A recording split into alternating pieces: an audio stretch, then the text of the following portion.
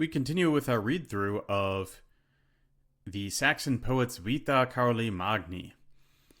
And we arrive at this page where previously the Saxons have once again rebelled against Frankish rule. They've attacked the city of Sigiburg, and that is where we are in the narrative. So as always, I'll read the full page and then we'll go through it line by line. Tum Sigiburg aliud multo con namine castrum, o pugnare quidem suduit, nec vincere quivit gens iadem. Cupiens ab ea regis legiones perlere. Sed pugnae populos Saxonicus instans, ad tergo circum ventus fuit, atque fugatos, interius positis, simile pentibus atque incautos, plaga facile sternentibus ampla. Hic rumor Caroli cum primum venetadores, aures, convintum procerum fieri prae capitanerbe, urbe, ora magia statuit que moras in nectare nullas, quin lueret tanti scereres gens perfida poenas. Ergo suis exercitibus rex undique lectis, conatus cerar hostiles prae vertitor omnes, temptavere quibus primo defenderes esse. So then, and we have to jump all the way down here into line 3 for the subject of this first sentence. Then the same people, meaning the Saxons, hastened, so studuit, to attack, o pugnare, another aliud castrum Sigiburg. So they hastened to attack another fort, Sigiburg, with many efforts or struggles. But they could not overcome it. So quivit is there from quire, they weren't able to do it with the neck there. Now this does raise the question, Sigiburg is not declined here. It's the name from probably the Saxon name of the city.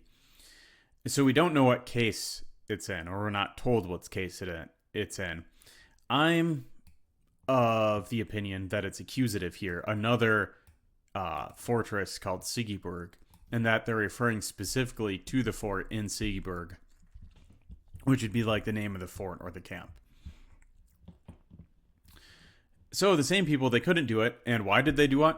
Cupians desiring, think Cupid, the god of love, desiring to expel or to push the legions of the king from them. So they want to get the Franks out. Said, Populos Saxonicus instans pugnae. But the Saxon people, so the Populos Saxonicus, pressing forward to the fight. So pugnae here is in the dative case.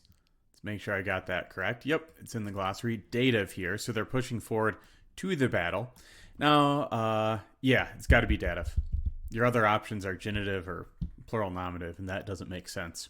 So the Saxon people pushing forward into the fight, they were surrounded. So circum ventus fuit. Circum ventus is a past passive participle.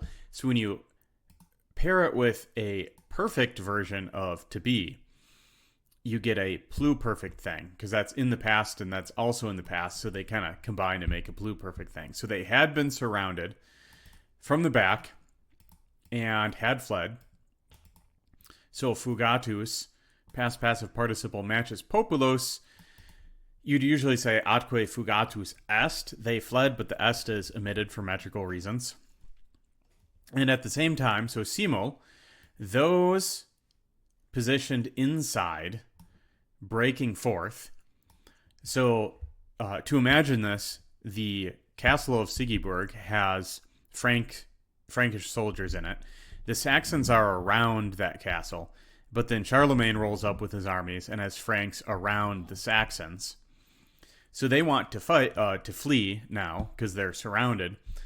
But at the same time, Charlemagne's troops, the Frankish troops, break out and sally forth from the castle of Sigiburg. So now these Saxons are really getting attacked on all sides.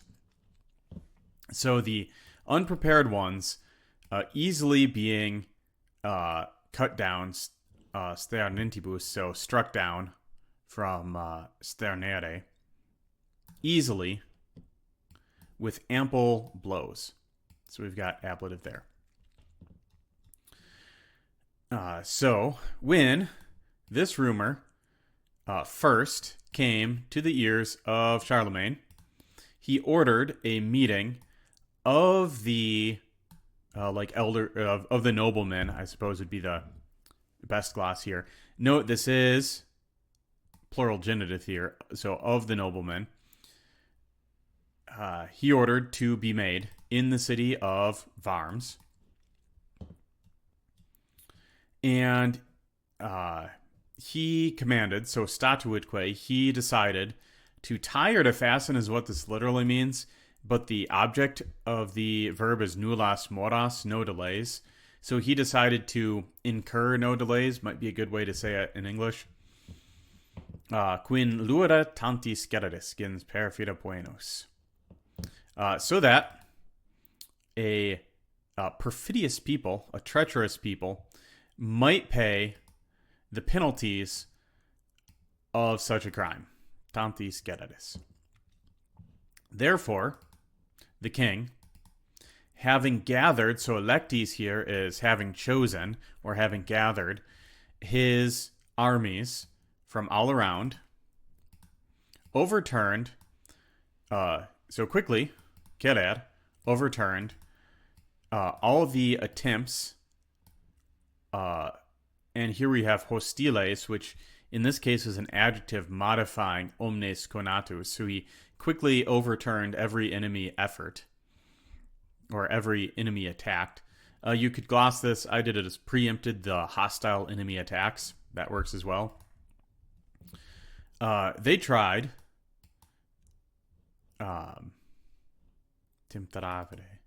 which they had tried.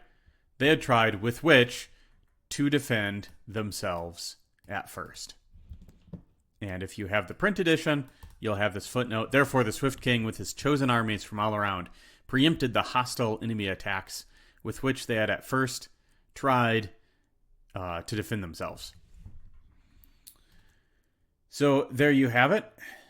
After some defeat at Eresburg, Charlemagne's main army arrives and they have victory at Sigiburg. We will pick up on the narrative in the next video.